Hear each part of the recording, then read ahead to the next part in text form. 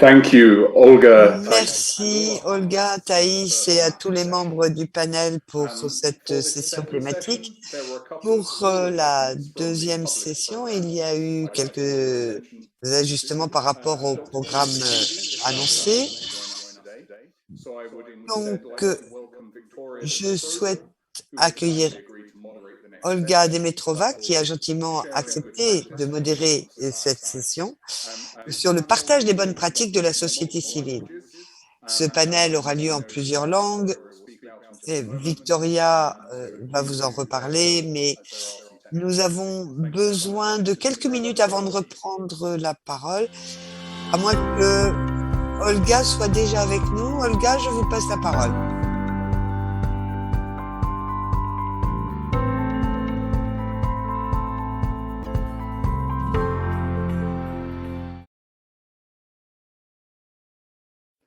Thank you very much, Nick. Merci, Nick. Pour moi, c'est véritablement un plaisir que d'être parmi vous, notamment parce que nous accueillons des représentants d'ONG qui vont partager avec nous leurs bonnes pratiques en matière de citoyenneté et d'éducation à la citoyenneté mondiale.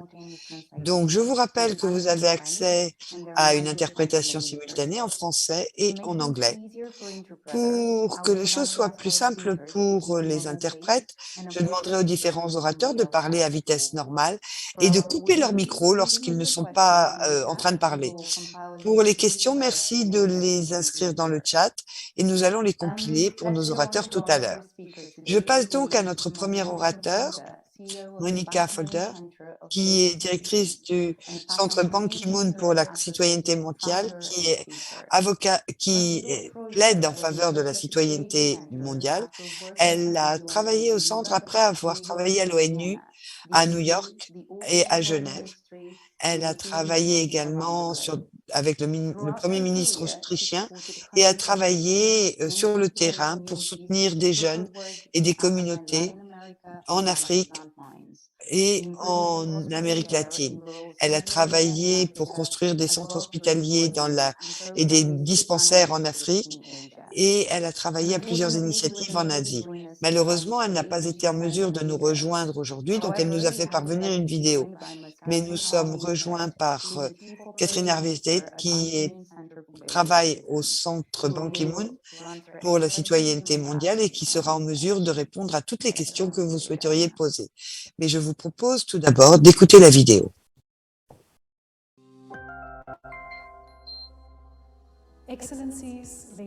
Excellences, mesdames et messieurs, je suis Monica Freuler, je suis directrice du Centre Ban Ki-moon pour la citoyenneté mondiale et c'est un honneur pour moi que de pouvoir vous parler à l'occasion du 12e Forum international des ONG en partenariat avec l'UNESCO.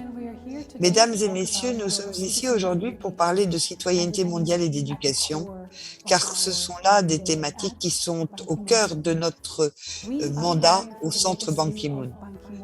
Nous voulons promouvoir le message de Ban Ki-moon, celui qu'il a proposé au niveau des Nations Unies, et nous le faisons dans le cadre de 2 accords cadres, l'un étant les accords de développement durable et le deuxième étant les accords de Paris.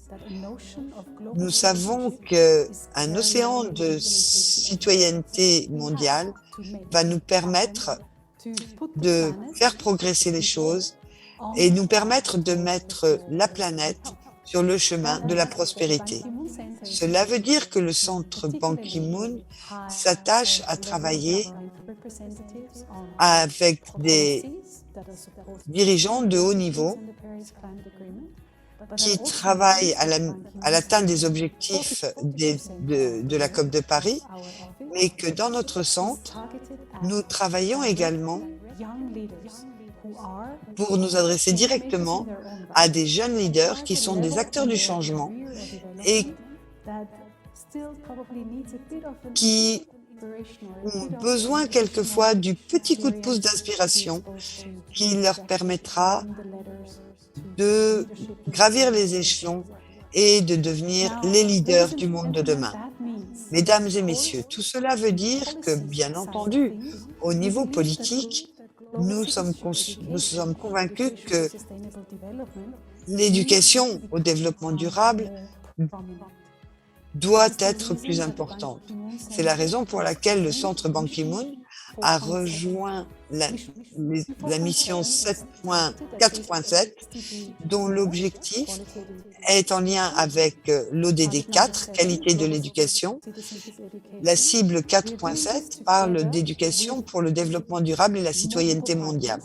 Et nous travaillons bien entendu avec de nombreux partenaires, dont l'UNESCO, bien entendu, mais également le Centre pour le développement durable de l'Université de Columbia et l'Institut de la Terre, et sous le patronage du Saint-Siège et de l'Académie du Saint-Siège. Nous avons Audrey Azoulay, la présidente de l'UNESCO, et Ban Ki-moon, qui soutiennent nos actions. Que souhaitons-nous faire? Nous souhaitons impliquer plus de gouvernements qui pourront s'impliquer en faveur d'un développement durable et d'une éducation de qualité. Nous avons besoin de plus de politiques, mais également des ONG, des institutions d'éducation, des acteurs de l'éducation informelle et des étudiants eux-mêmes. Nous souhaitons qu'ils s'intéressent aux ODD, aux valeurs de la citoyenneté mondiale et aux compétences qui seront nécessaires pour le XXIe siècle. Mais au-delà de ce partenariat avec l'UNESCO, nous travaillons directement avec des jeunes leaders. Ces jeunes leaders suivent des programmes de formation au sein du centre Ban Ki-moon par l'intermédiaire de bourses, et ce sont eux qui sont inspirés pour repérer les défis au sein de leur propre communauté, pour identifier les solutions et pour travailler à la mise en œuvre de solutions qu'ils vont développer avec leurs pairs et qu'ils aboutissent à quelque chose qui soit d'une grande valeur pour les communautés. C'est ce que nous appelons des projets en lien avec les STG.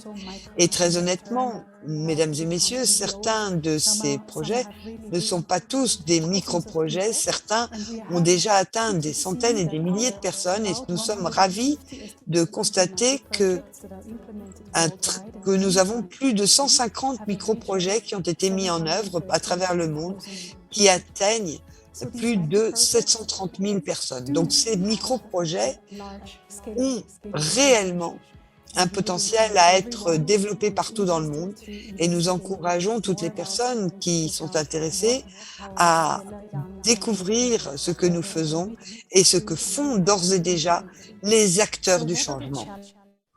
Maintenant, quels sont les défis auxquels nous avons été confrontés au niveau du centre Ban Ki-moon pour ce qui est de l'éducation à la citoyenneté mondiale et l'éducation pour le développement durable? Eh bien, ils sont très nombreux. Mais il y en a deux sur lesquels je souhaitais revenir. L'un d'entre eux est le fait que nous n'avons peu de leaders gouvernementaux qui prennent position pour soutenir les valeurs et le concept de la citoyenneté mondiale. Nous avons besoin qu'un plus grand nombre de gouvernements nous rejoignent. Et ensuite, j'ai l'impression, nous avons tous l'impression que plusieurs enseignants, plusieurs éducateurs, tant dans le secteur formel qu'informel, ne disposent pas de suffisamment de matériel facilement accessible pour être véritablement des acteurs du changement. Et nous souhaitons également combler ce vide en collaboration étroite avec l'UNESCO qui, bien entendu, dispose de matériel fantastique, et avec vous, qui avez fait le travail pour créer des programmes scolaires et qui avez développé des outils pédagogiques. Nous avons besoin de ces outils pédagogiques et nous avons besoin qu'ils soient adaptés aux contextes locaux et que nous puissions tous ensemble travailler dans le cadre de cette mission 4.7. À vous de voir maintenant comment vous pouvez nous rejoindre, Comment vous pouvez contribuer? Oui, je sais, cela peut sembler mission impossible, mais il faut que cela devienne une mission possible pour que nous puissions aller de l'avant et garantir un meilleur avenir pour tous les hommes et les femmes sur cette planète. Maintenant, mesdames et messieurs, je vous laisse. J'espère vous avoir transmis la passion de notre institution. Merci.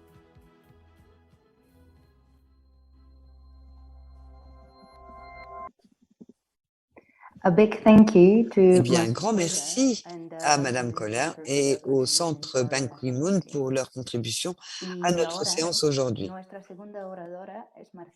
Et maintenant, nous allons passer la parole à Marcela Brown pour la campagne argentine pour le droit à l'éducation. Elle est spécialiste des questions d'éducation, diplômée de l'Université de Buenos Aires, et elle travaille avec une ONG dédiée à la promotion et au développement de stratégies pour l'éducation de personnes ayant moins d'opportunités.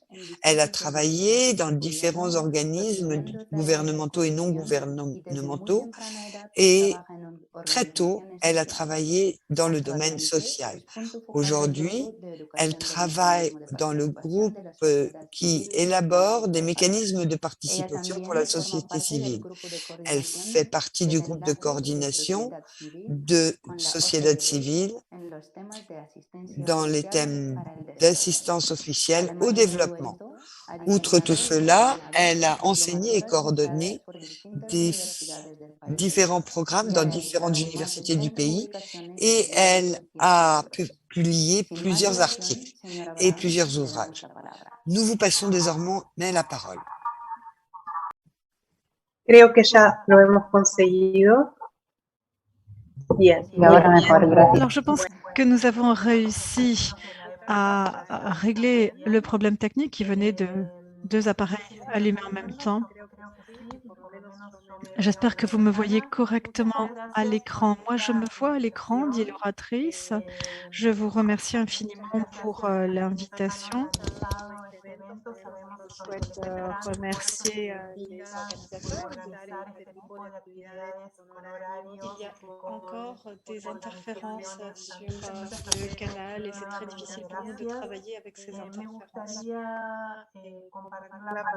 Une fois de plus, je souhaite partager mon écran, mais je ne peux pas réussir. Alors attendez, ce n'est pas très grave, même si vous ne voyez pas mes diapos, ce n'est pas très grave. Je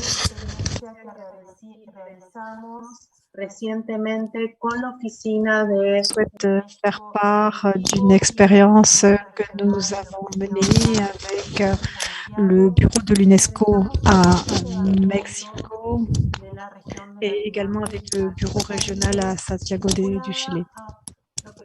Quand on envisage la sous-région de l'Amérique latine et que l'on regarde plus en détail ce en quoi la société civile a contribué, il est évident que la société civile a contribué à l'obtention des objectifs, de l'objectif 4.7. On en a déjà parlé, nombre d'entre vous avaient déjà largement parlé de cet objectif et l'objectif de ma présentation est de mettre en avant les contributions de qualité de la société civile. De este documento, de esta sistematización de iniciativas que están en la versión española. Dans le chat, je partagerai tout à l'heure des liens vers les documents dont je vais faire état. On parle de plus de 27 projets dans un certain nombre de pays d'Amérique latine, Panama, notamment au Brésil, en Argentine. On a encore beaucoup d'interférences. Nous voyons maintenant la présentation à l'écran que vous avez partagée. Merci beaucoup, Madame Brown. Donc, vous voyez mes diapos, demande Madame Brown, et Olga effectivement confirme que nous voyons bien les diapos. Dites-nous simplement quand vous avez besoin que l'on change de diapo. Ce qui est important, es entender desde qué lugar estamos nosotros en vinculados relation avec la citoyenneté mondiale, c'est de se demander comment nous utilisons ce concept, comment nous l'intégrons à los países que un estamos concept beaucoup plus large. no solamente es de la región de Latinoamérica, sino que también Nous devons tenir compte, bien sûr, des pays dans lesquels nous travaillons. Et j'ai déjà parlé des différentes initiatives, mais il faut aussi regarder ce que font les autres pays, sur les autres continents, notamment aussi les anciennes puissances coloniales. Et il faut reconnaître la diversité, il faut reconnaître la diversité de reconnaissance des valeurs humaines, des droits humains, ce qui nous amène à parler de la citoyenneté et des citoyennetés au pluriel. Comme je vous le disais, il y a 27 initiatives qui ont été mises en œuvre par 13 pays et parmi ces différentes initiatives, nous avons un certain nombre de résultats que nous pouvons présenter ici. Nous allons parler donc des résultats déjà obtenus et de ce que nous voulons obtenir demain. Les organisations de la société civile travaillent sur le plaidoyer en matière de législation, mais aussi de renforcement des capacités des différentes organisations et associations de la société civile. Les différentes associations sont à l'œuvre pour renforcer les compétences dans différents domaines. Nous avons créé des contenus qui tiennent compte de durabilité, de la paix, de la justice. Et nous avons aussi augmenté la visibilité de ces différentes représentations de la société civile. Ceci par des missions et des actions quotidiennes. Quelle a été la méthodologie que nous avons mise en œuvre dans le cadre de ces missions? Nous avons utilisé des outils d'enseignement issus de l'enseignement formel. Nous avons d'abord formé des enseignants, puis des enseignants d'enseignants. Nous avons eu une approche intersectorielle et aussi une approche tout à fait inclusive, donc intersectorielle, inclusive, de manière à consolider le travail. Et ça, c'était bien sûr avant la pandémie. Nous nous assurons que la technologie est utilisée à des fins éducatives et ceci, bien sûr, de manière adaptée aux groupes d'âge qui sont ciblés. Nous avons, grâce à nos missions, aidé aussi à responsabiliser un certain nombre d'individus, mais aussi de communautés, les individus et les communautés qui sont parfois ceux qui sont les moins entendus. Nous avons déjà identifié un certain nombre d'opportunités qui ont déjà été mentionnées dans d'autres discussions entre les différents intervenants. On se rend compte qu'il faut une prise de conscience de la part des citoyens, la nécessité de changer les pratiques, de changer les modes de consommation et le mode de vie. Nous souhaitons que se fasse jour des synergies entre différents courants de pensée et différents types de militantisme social. Nous voulons aussi pouvoir protéger les différents acteurs de la société. Nous voulons aussi créer les conditions permettant aux jeunes de trouver leur place dans la société. On veut aussi que les décideurs, que les politiques contribuent à ce que se fassent des progrès en matière d'éducation. Nous voulons que les jeunes, les adolescents soient vus comme des agents du changement. Ce sont les jeunes gens qui vont nous faire avancer, qui sont l'avenir de nos pays. Pour ce qui est de la société civile et les organisations de la société civile, nous savons que ces organisations ont un rôle important à jouer. Et dans la région, nous avons mené un certain nombre d'expériences tout à fait intéressantes qui montrent qu'il y a des opportunités de lien qui se créent entre l'éducation formelle et l'éducation informelle. Quand je parle d'éducation informelle, bien sûr, je parle de l'éducation qui n'est pas forcément dispensée dans les écoles. Pour ce qui est des articulations entre les différents niveaux régionaux et nationaux, il s'agit bien sûr de missions qui vont au-delà de nos responsabilités, mais nous devons utiliser ces différentes articulations pour aller vers plus de développement durable. Malheureusement, il y a beaucoup d'interférences toujours au niveau du son qui vient de chez Madame Brown et malheureusement cela rend notre travail particulièrement difficile.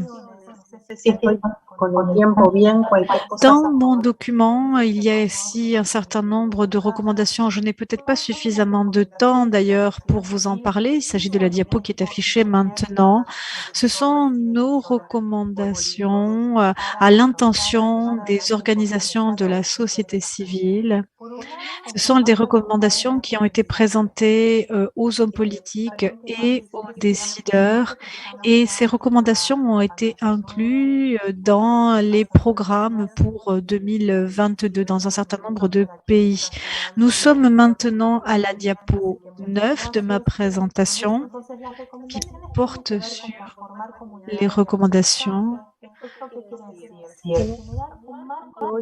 Común, una conceptualización en la que nos sintamos confortables y que reconozcan la cultura de cada Les recommandations sont ici pour former un cadre théorique. Il faut bien sûr reconnaître la spécificité de chaque région, de chaque pays, et il faut ensuite identifier les bonnes pratiques pour ensuite les disséminer. Les interpréteurs, encore une fois, vous prie de les excuser, mais nous avons tellement d'écho que nous n'entendons pas correctement ce que dit Madame Brown. Nous voulons établir un fonds pour l'investissement, pour faire en sorte que ces initiatives remontent au plus haut niveau et aussi pour que les initiatives soient incluses au plus haut niveau de la prise de décision. Nous souhaitons aussi que les programmes éducatifs incluent davantage ces différentes questions. On veut aussi que les femmes soient soutenues, qu'elles aient un soutien à la fois technique et financier. Les recommandations visent aussi à apporter un soutien aux programmes, aux campagnes de sensibilisation ou aux tables rondes sur certains thèmes. Donc, toutes ces recommandations sont fournies aux décideurs. Et là encore, on veut essayer de promouvoir une formation qui soit harmonisée. On sait que parfois, la formation, l'éducation suit des règles différentes suivant les pays. Beaucoup de temps est perdu. Donc, il faut que les programmes éducatifs soient harmonisés. Et ce que l'on recherche, c'est une forme de certification, peut-être une certification de l'UNESCO, qui, à notre avis, serait très importante et serait un gage d'uniformisation qui serait à mettre à l'ordre du jour. On recommande aussi des processus d'auto-évaluation, une auto-évaluation qui serait harmonisée avec un fil rouge, avec une matrice qui serait commune afin de pouvoir mesurer l'impact. Nous comprenons pensons que certaines mesures, certains indicateurs ne reflètent pas forcément les résultats de nos actions. Nous en sommes bien conscients. Et donc, nous pensons qu'il est important de comprendre que le droit à la participation, c'est un droit humain et ce droit à la participation doit être protégé. Doit être protégé à tout prix. Par ailleurs, dans certains cas, nous pensons Finalmente, es importante acompañar todas estas actividades que hacemos en los territorios con Dans certains cas, nous pensons que certaines activités doivent être associées à des campagnes de sensibilisation. por estas campañas. Muchísimas Parce gracias. que c'est vrai que les initiatives, nous avons eu des initiatives qui ont été couronnées de succès et elles doivent être portées à la connaissance du plus grand nombre. Merci beaucoup, nous sommes disponibles si vous avez des questions. Cuando están hablando, será perfecto. Muchas gracias. Y ahora pasamos al siguiente orador. L'orateur suivant est Pascal Valentin Wenneux. Né en 1946 à Porto Novo, Monsieur Wenneux est professeur de chimie minérale et environnementale. Il est actuellement directeur de l'antenne de l'Institut Afrique Monde en Côte d'Ivoire, membre du comité d'éthique du Conseil africain et malgache pour l'enseignement supérieur et de l'Académie catholique de Côte d'Ivoire, doyen honoraire de l'EFR des sciences de gestation de l'environnement, président de la communauté de pratique en éco-santé pour l'Afrique occidentale et du centre. La parole est à vous, Monsieur Wenneux. Je vous remercie, madame. Vous m'entendez? Oui, on vous attend. Est-ce que vous avez les slides que je viens d'envoyer? Oui, on les... juste une seconde.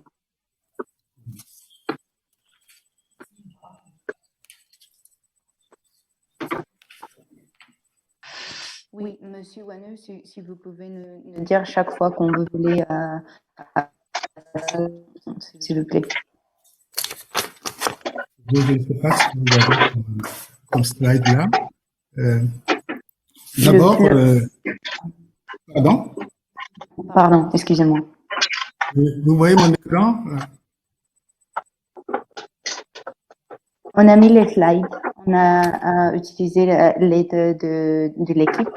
On voit les slides. Vous pouvez commencer, monsieur. Bon, parce que j'ai modifié un peu les slides.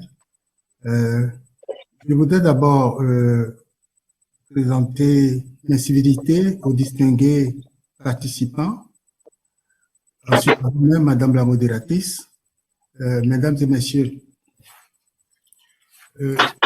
la problématique de l'économie verte en Côte d'Ivoire est récente. Elle est demeure de portée éco-citoyenne dans un contexte perturbé par la pandémie. Il importe que les jeunes et les enseignants-chercheurs soient davantage mobilisés et sensibilisés sur les opportunités qu'offrent ces métiers dans la lutte contre la dégradation de l'environnement et le dérèglement climatique. L'Institut Afrique Monde, fort de son expérience dans ce domaine et conscient de la responsabilité qu'il lui incombe, se propose d'explorer les voies et moyens pour des interventions appropriées visant le développement des filières de formation aux métiers verts au sein de l'enseignement supérieur. Alors, comment est-ce que nous avons procédé pour en arriver à l'intitulé « Éducation à la citoyenneté mondiale et à l'éco-citoyenneté dans le contexte de la crise sanitaire à COVID-19 en Côte d'Ivoire », une contribution de l'Institut Afrique Monde. Eh bien, la première démarche, après cette brève introduction, sera de vous parler du séminaire de formation à la citoyenneté mondiale et à l'éco-citoyenneté dans le contexte de la crise sanitaire à COVID-19. Dans un second temps, nous mettrons les jeunes en action en vous partageant quelques-unes des actions qui ont été menées jusqu'à présent. Avant de conclure, nous aborderons la question de l'éco-citoyenneté et des métiers verts dans l'enseignement supérieur et la recherche. Le premier point, le séminaire de formation à la citoyenneté mondiale et à l'éco-citoyenneté dans le contexte de la crise sanitaire COVID-19. Ce séminaire s'est tenu les 16 et 17 avril 2021 dans le cadre d'un financement que nous avons obtenu auprès du programme de participation de l'UNESCO. Et l'objectif principal était de renforcer les capacités d'une soixantaine de jeunes en vue d'une citoyenneté mondiale et d'une éco-citoyenneté consciente et assumée face aux défis d'un monde de plus en plus interconnecté et perturbé par la COVID-19. Alors, nous avons tout de suite choisi le type de jeunes, les jeunes qui se trouvent dans l'enseignement supérieur de niveau master et doctorat, principalement, même si il y a eu quelques étudiants de niveau plus bas qui y ont pris part. Nous avons d'abord procédé à des informations de sensibilisation et de formation. Car si nous voulons que les jeunes agissent, il faut bien qu'ils sachent de quoi ils doivent répondre. C'est la raison pour laquelle le premier point de formation a été le module concernant les concepts de citoyenneté mondiale et d'éco-citoyenneté dans le contexte de la COVID-19. Dans un second temps, nous avons abordé la question du coronavirus et des défis de l'interdépendance. En troisième lieu, les questions éthiques, les exigences éthiques de la responsabilité individuelle mondialisée liées aux gens ont été abordées.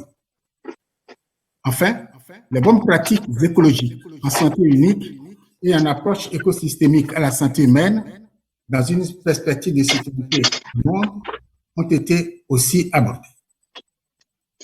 Avec ce bagage intellectuel, ces connaissances que les jeunes venaient d'acquérir, nous avons proposé aux jeunes de se mettre en groupe de tâches pour réfléchir aux actions qu'ils aimeraient bien mener compte tenu des informations que nous venions de leur fournir. Je passe donc au second point de mon intervention, les jeunes en action. Quelles sont les questions prioritaires identifiées par les jeunes, retenues par les jeunes? J'en donne juste 4 ici. La question de la pandémie à COVID-19 est revenue en termes de santé unique, comme on le sait, One Health. Le deuxième point, c'est que les jeunes ont insisté sur la nécessité de renforcement des capacités face aux défis de disponibilité des informations et des données climatiques fiables. Ensuite, ils ont proposé que soit poursuivie ou menée la lutte contre le dérèglement climatique. Enfin, ils ont indiqué que la promotion des métiers verts dans la lutte contre le chômage et la préservation de l'environnement devrait retenir notre attention. Alors, à partir de ces questions prioritaires que les jeunes ont formulées, nous avons élaboré un mini-projet intitulé le projet ambassadeur éco-citoyen pour une relève verte. Là encore, dans un premier temps, nous avons essayé de répondre à leurs besoins. Nous avons continué donc la formation sur les enjeux du changement climatique. Nous avons continué aussi la formation sur les négociations internationales, car ces jeunes, ce sont les décideurs de demain. Et nous étions, au mois d'octobre dernier, où était mis en œuvre ce projet, eh bien, nous étions à un mois presque de la COP 26.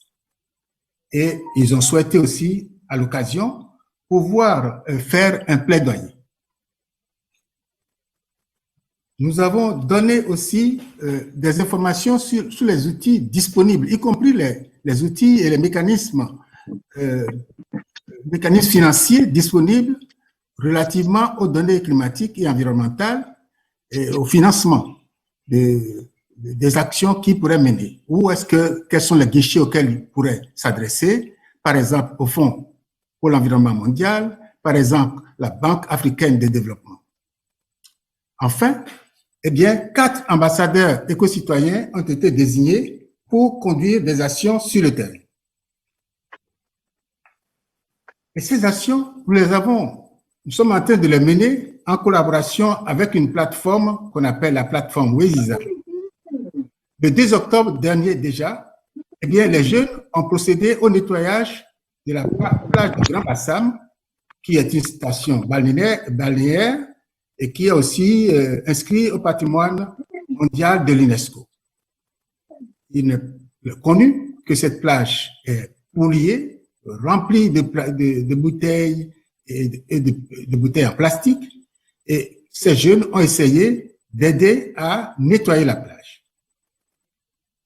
Deuxièmement, le 9 octobre, c'est-à-dire nous sommes le 6 aujourd'hui, le 9 décembre plutôt, les jeunes vont se rencontrer avec les ambassadeurs éco-citoyens pour définir les actions concrètes qu'ils ont l'intention de mener le 13 décembre dans une école et dans un lycée.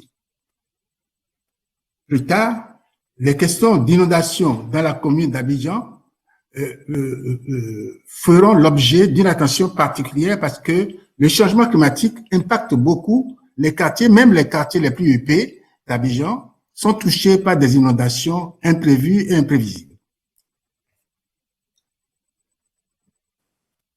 Mais, former les jeunes de façon opportune, c'est très bien. Encore faudrait-il que l'enseignement supérieur, à qui revient la responsabilité de la formation des futurs décideurs et des cadres moyens, que cet enseignement supérieur soit intéressé ou embarqué avec les jeunes dans leur formation. Alors, quelle est la situation de l'éco-citoyenneté et des métiers verts au niveau de l'enseignement supérieur? D'abord, il est extrêmement important de se demander où en sommes-nous au plan de la volonté politique. Eh bien, nous avions 6 panélistes pour diverses disciplines, y compris un représentant du secteur privé, responsable d'une start-up. Eh bien, nous avons examiné ensemble la situation du cadre institutionnel, réglementaire, juridique, pour constater que ce cadre existe, mais qu'il reste à améliorer. D'ailleurs, il semble qu'il existe actuellement un projet de développement du cadre stratégique sur les métiers verts qui doit être adopté probablement en Conseil des ministres ce mois-ci.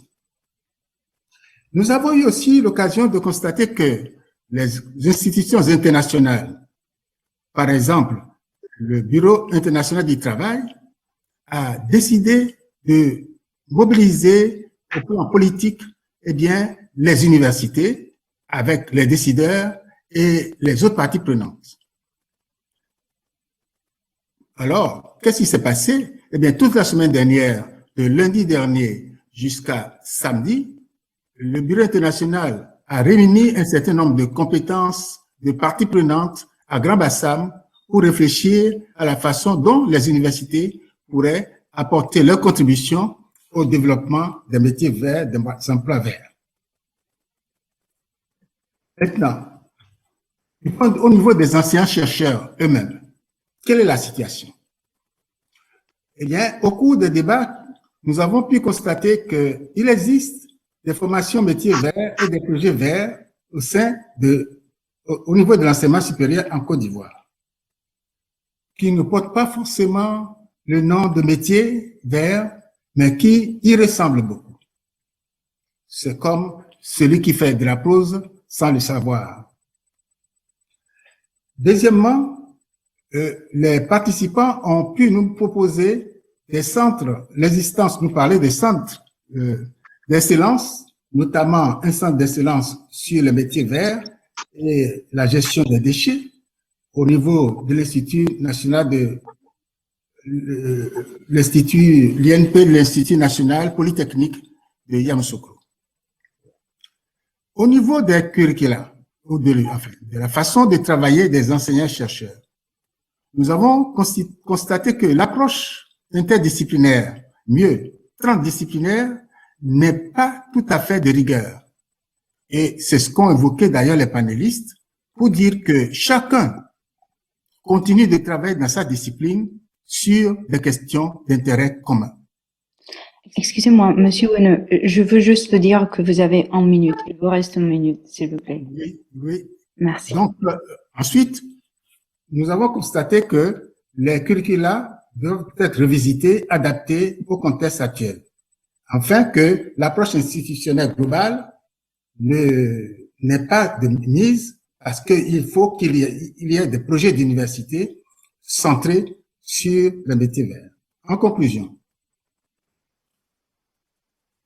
nous pensons qu'il faut des interventions à haut impact en faveur des jeunes, notamment faire en sorte à renforcer leur autonomisation.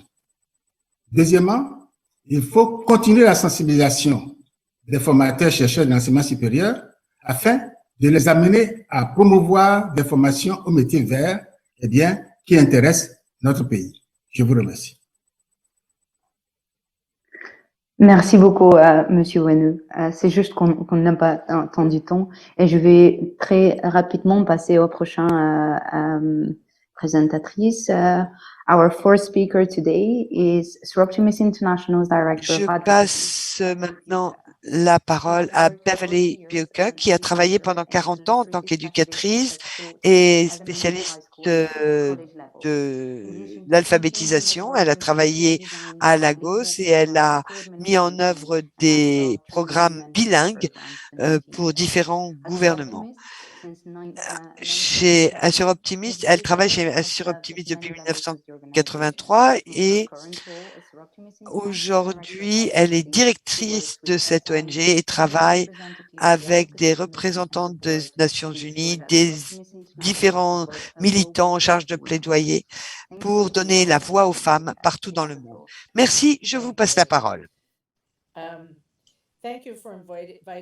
Merci beaucoup de m'avoir invité à cet événement très important.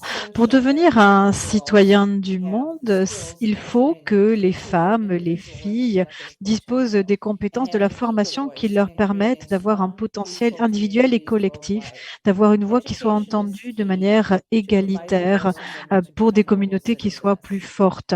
Et l'éducation, bien sûr, est très importante dans la préparation des filles et des femmes à devenir des citoyens du monde. Soroptimist travaille à l'échelle internationale pour transformer la vie et le statut des femmes et des filles par le biais de l'éducation, de la responsabilisation et en leur ouvrant des opportunités. Je vais vous parler de 2 exemples d'un projet qui s'appelle La route vers l'égalité entre 2020 et 2021 et aussi de l'appel international que nous avons mené. Ce sont des projets qui vont donc dans le sens que je viens de présenter. Le projet Route vers l'égalité essaie de sensibiliser aux questions qui empêchent les filles et les femmes de développer leur potentiel, notamment les pratiques traditionnelles délétères comme le mariage d'enfants, les pratiques de mutilation génitale, le trafic d'êtres humains et la violence domestique. En plus de promouvoir l'éducation et la formation au leadership, les programmes ont des bénéfices additionnels pour la communauté, permettent de sensibiliser aux pratiques traditionnelles délétères, montrent les bénéfices de l'éducation des filles et ça se traduit par moins d'abandon du système scolaire, moins de trafic, de traite d'êtres humains, moins de grossesses adolescentes non souhaitées. Je vais vous parler aussi de l'académie de l'Ougari et du camp de mentorat qui a été fondé en partenariat entre Soar Optimist et la fondation Willing Hearts au Canada. Chaque année, 150 filles sont sélectionnées pour participer à cette académie. Elles viennent du Kenya et elles viennent pour un programme de 8 jours. Il y a des formations à toutes sortes de compétences, droits humains, renforcement de la paix, apprentissage de l'utilisation des médias, agriculture durable, solutions autour de l'eau, micro-entreprises, etc. Tout ceci a pour objectif de renforcer les compétences, mais aussi la confiance de ces filles. Quand ces filles rentrent dans leur communauté, elles peuvent démontrer les compétences qu'elles ont acquises et elles peuvent participer à la conception et à l'exécution de projets communautaires. Les projets sont ensuite passés en revue et puis un gagnant est choisi et vient récupérer un prix l'année suivante.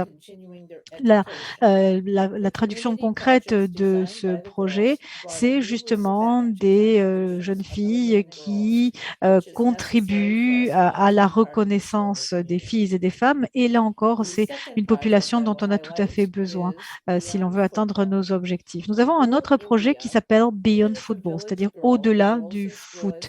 C'est un projet qui est en partenariat avec Shrija India et Soar Optimist.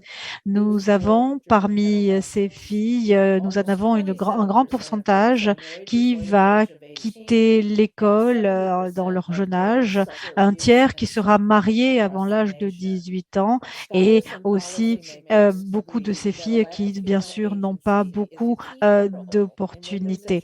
Les chercheurs et la communauté internationale est bien consciente que l'illettrisme de ces filles et de ces femmes est bien sûr quelque chose qui les empêche d'accéder à l'éducation, mais aussi à une bonne santé. En raison de leur statut social, ces filles des communautés indigènes sont sujettes évidemment au mariage forcé et aussi à la traite d'êtres humains. Elles ont besoin de compétences pour leur permettre de réussir dans la vie. Elles ont aussi besoin de mentors qui leur permettent de reconnaître leur véritable potentiel et de vivre une vie qui se repose sur le respect de soi-même et sur la dignité. Il s'agit donc d'un partenariat, comme je vous le disais, entre Soar Optimist International et Shrija, qui est une association, une organisation indienne. Les jeunes filles, les petites filles sont sélectionnées dans des quartiers, des communautés défavorisées.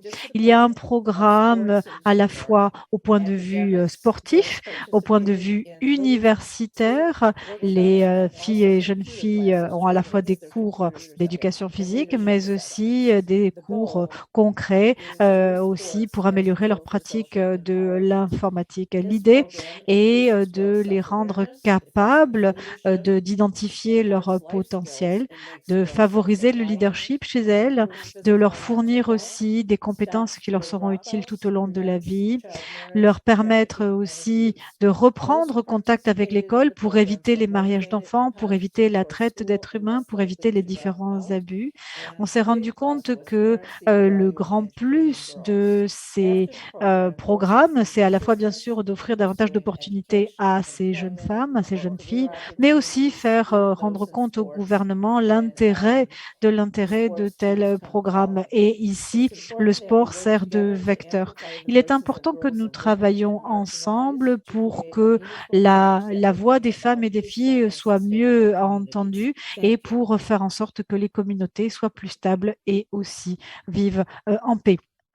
Merci beaucoup. Merci beaucoup pour votre présentation brève et extrêmement intéressante. Nous allons maintenant écouter la dernière participante à la séance.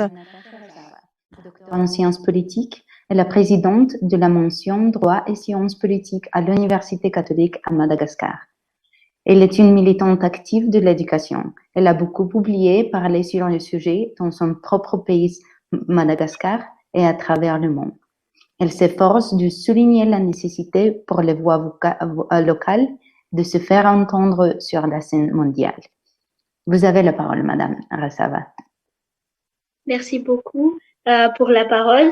Bonjour à toutes et à tous. C'est un grand honneur pour moi de prendre part à ce forum sur la citoyenneté globale, un sujet qui me tient vraiment à cœur en tant que juriste internationaliste, chercheur et femme de terrain. Pour ma part, je vais vous partager notre expérience d'éducation à la citoyenneté globale dans le cadre du projet Together for a New Africa, un projet de formation de leadership pour les jeunes déjà actifs dans la société. Ce projet a été initié par les étudiants de l'Institut universitaire Sophia dans les régions de Toscane en Italie, dans le contexte de ce qu'on pourrait appeler crise migratoire du continent africain vers le continent européen. Une migration qui touche surtout les jeunes, qui représentent 65% de la population du continent africain. Notre but est de changer le regard sur l'Afrique en commençant par changer le regard que nous-mêmes nous portons sur notre continent pour que le reste du monde regarde l'Afrique avec un œil nouveau. Pour des raisons pratiques, mais aussi pour sa forte densité, l'on a choisi les pays de l'Afrique de l'Est et la République démocratique du Congo pour ce projet pilote. Le projet est prévu pour un parcours de 3 ans, 3 années où les 130 jeunes bénéficiaires se rencontrent à Nairobi pour 10 jours pour un summer school qui traite un thème en relation avec le leadership et le continent africain. Il s'agit d'une véritable expérience de vie où, à travers les conférences, les workshops, les soirées culturelles ou tout simplement les tâches quotidiennes, les jeunes leaders apprennent le co-leadership, le servant leadership, l'échange, l'écoute active, la force de l'unité ou encore le respect de la diversité ou tout simplement le concept de l'autre ainsi que la considération du pays de l'autre comme sa propre patrie. Cette année, le projet pilote prend sa fin et on peut dire que les échos positifs sont très importants. Par exemple, Jean Bergmas du Burundi a été choisi pour participer au Humphrey Fellowship Program aux États-Unis. Mimi du Burundi a été nommée ambassadrice de l'environnement et a reçu un prix pour son action en faveur de l'environnement. Terza Furahi de la Tanzanie a décidé de se présenter au Parlement de son pays. Jackie du Kenya a été sélectionnée pour être ambassadrice d'Ubuntu United Nations. Ces exemples de réalisation démontrent à quel point le projet a porté ses fruits auprès des bénéficiaires. Il permet à nos jeunes leaders plus de visibilité pour pouvoir encore influencer plus de personnes sur un nouvel style de leadership qui cherche le bien de tous. Car aucun effort de développement durable pourrait se faire au détriment de l'autre et encore moins au détriment de la planète. Alors, quand on m'a proposé d'être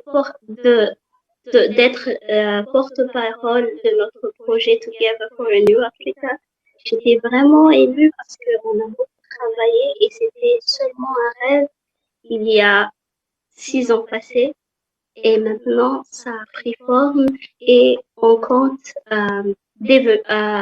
porter le projet dans d'autres pays, surtout dans la partie sud de l'Afrique, y compris Madagascar, l'Afrique du Sud, le Mozambique et d'autres pays. Mais cela dépendra de la sélection des autres pays qui vont bénéficier du programme. Sur ce, s'achève mon intervention.